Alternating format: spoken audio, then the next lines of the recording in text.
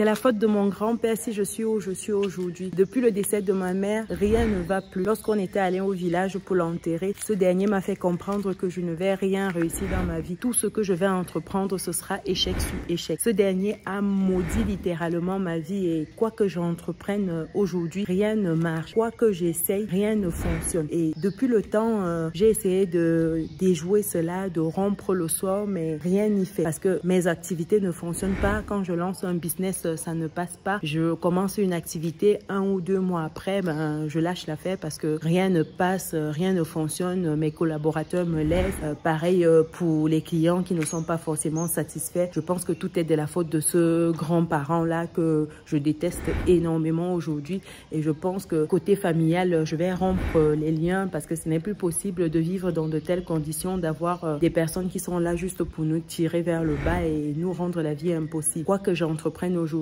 ça ne fonctionne pas. Et ce grand-père-là, il m'avait dit que dans cette vie-ci, tant qu'il sera en vie, rien ne va marcher pour moi. Et je pense que c'est la raison pour laquelle je stagne dans toutes mes entreprises. Donc voilà où j'en suis rendue. Et idem, récemment, j'ai fait une formation, j'ai pris une formation chez un confrère à toi sur les réseaux sociaux. Et malgré que j'ai suivi la formation jusqu'au bout, je n'ai quand même pas pu implémenter. Il me restait quand même un petit truc. Et aujourd'hui, je pense sincèrement que c'est vraiment ce grand-père-là. Et au-delà de ça, même ce formateur-là, ce n'était pas trop ça. C'est quelqu'un qui n'était pas forcément très présent. Les rendez-vous qu'il me donnait n'étaient pas trop ça. Même quand je lui faisais des retours, il n'y avait pas un suivi comme je le souhaitais. Donc, sincèrement, il y a trop de problèmes dans ma vie et je pense que les gens que je rencontre ne sont pas des personnes qui m'aident à avancer aujourd'hui. C'est que des personnes qui sont, j'ai envie de dire, des freins pour mon évolution.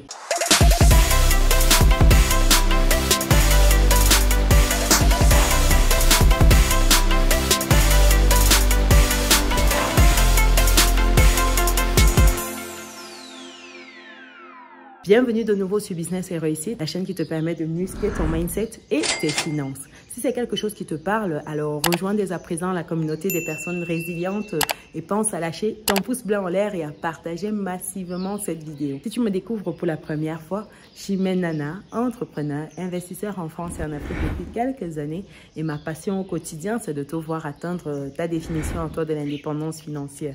C'est dans ce but que je partage régulièrement du contenu de qualité sur cette chaîne afin de te pousser à l'action. Ceci étant dit, tu viens d'écouter un extrait d'une personne avec qui j'ai échangé récemment lors d'un coaching qui m'a brossé un tableau complet du pourquoi il n'avance pas dans sa vie, du pourquoi ses activités stagnent, pourquoi il n'arrive pas à ses fins dans tout ce qu'il entreprend. Il m'a expliqué toutes les raisons pour lesquelles ces activités ne fonctionnent pas. Et parmi toutes ces explications-là, il y a quelque chose qui a attiré mon attention. C'était le fait de voir à quel point il mettait la responsabilité de tous ces échecs, d'après lui, sur le compte de ses proches. Le premier, c'était son grand-père, enfin c'est son grand-père, le premier élément nuisible à sa réussite parce que d'après lui, son grand-père lui aurait jeté un sort qui agit dans sa vie aujourd'hui parce que quel que soit ce qu'il entreprend, ça ne fonctionne pas. Et il revient toujours aux paroles que son grand-père avait balancé le jour de l'enterrement de sa maman. Sur un malentendu, en fait, il s'était disputé et puis,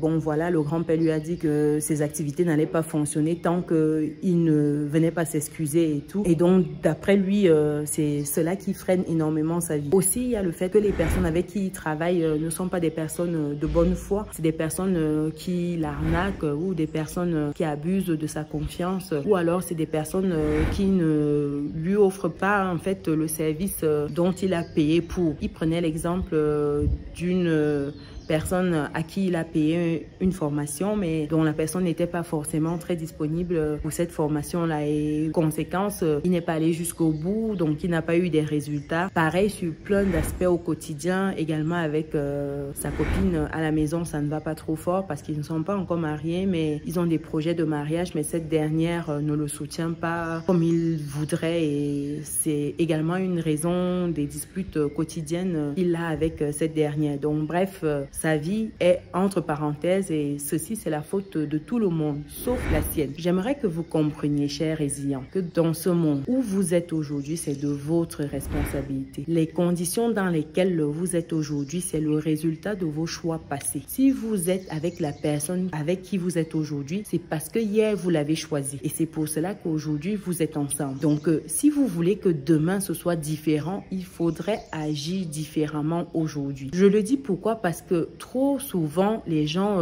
démissionnent de leurs responsabilités. Voilà un résilient qui a démissionné de sa responsabilité. Tout ce qui lui arrive, c'est la faute des autres. Avec une telle attitude, comment on peut arriver à ses fins? Et je vous ai fait la version courte parce que dans son récit, c'est une personne qui ne va pas au bout de ce qu'elle entreprend. C'est une personne qui lâche très vite. Une raison pour laquelle ce résilient, pour moi, n'a pas les résultats qu'il souhaite, c'est cette facilité à démissionner, j'ai envie de dire, de ses responsabilités. Cette facilité, en fait, à lâcher vite l'affaire. Parce que quand on se lance dans un projet entrepreneurial, ce n'est pas en 2, 3, 6 mois qu'on a forcément les résultats. Il faut faire preuve de résilience. La résilience, c'est la capacité de continuer, d'encaisser les coups durs, d'encaisser les difficultés, mais d'avancer tout de même. Parce que un tel business, je vous ai fait la version courte, parce que voilà, il a lancé plusieurs activités et ça n'a pas donné parce qu'il a abandonné assez vite. Je pense qu'à un moment, quand on sait où on veut se rendre, quand on a une vision claire de ses objectifs, de ses ambitions, on ne lâche pas vite l'affaire. Donc, le premier point pour moi qui ressort ici, c'est cette capacité à démissionner de ses responsabilités. Je pense que si on veut être des personnes qui ont du succès, on doit faire attention à cela, à prendre la responsabilité de tout ce qui nous arrive. On n'est pas maître des circonstances, mais on est maître de nos réactions face à ces circonstances-là. Ici, il est temps d'avoir des réactions adaptées aux résultats qu'on souhaite. En deux, il y a le focus.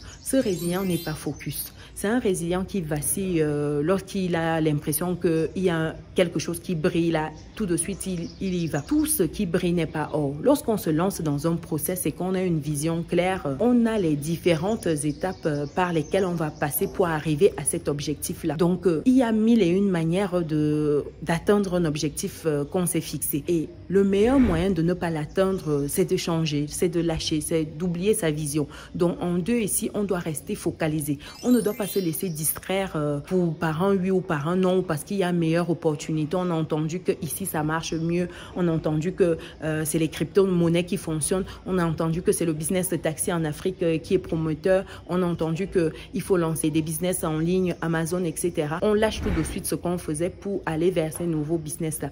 Ce n'est pas comme ça. Ça ne fonctionne pas comme ça, chers résilients. Dans la vie, pour avoir des résultats, il faut rester focalisé et avancer vers son but, quoi qu'il arrive. La troisième erreur ici, c'est de laisser les autres et leur avis influer sur ce qu'on a décidé d'entreprendre.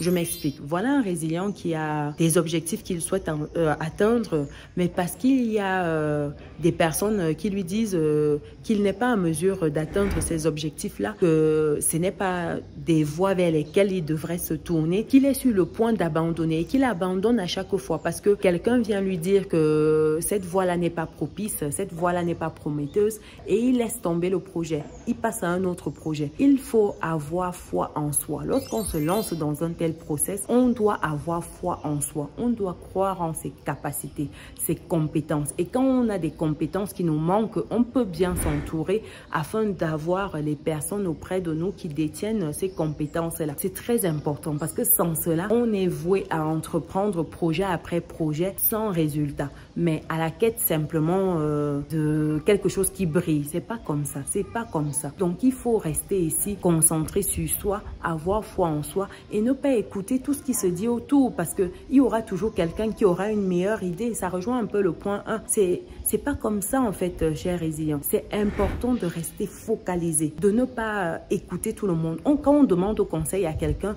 ça ne veut pas forcément dire qu'on va appliquer ce que la personne va dire. Ça veut dire simplement qu'on recueille toutes les données, on recueille et ensuite on analyse et on fait la part des choses. On prend ce qui est utile par rapport à notre projet, notre vision et ce qui ne l'est pas, on laisse, on met de côté. C'est comme ça. Et en bonus ici, si je peux terminer comme ça, c'est de savoir que lorsqu'on réussit, c'est apprécié, c'est félicité, mais lorsqu'on échoue, l'échec est solitaire. Quand on échoue tout seul. Et échouer ici, c'est par rapport à l'objectif qu'on n'aurait pas atteint. Donc, dites-vous que lorsque vous réussissez, c'est tout le monde qui est content. Enfin, c'est pas tout le monde, mais bon, Généralement, les gens sont contents, ils font mine d'être contents. Mais quand vous échouez, vous êtes seul dans votre coin à gérer cela, à ruminer votre échec, entre guillemets. Donc, faites attention ici. Voilà quelques points que je voulais partager avec vous pour vous inciter à comprendre les mécanismes derrière la réussite. Le mindset à avoir pour des personnes qui souhaitent arriver à leur fin. Si vous me découvrez pour la première fois, je suis Chimène Nana, entrepreneur, investisseur en France et en Afrique depuis quelques années.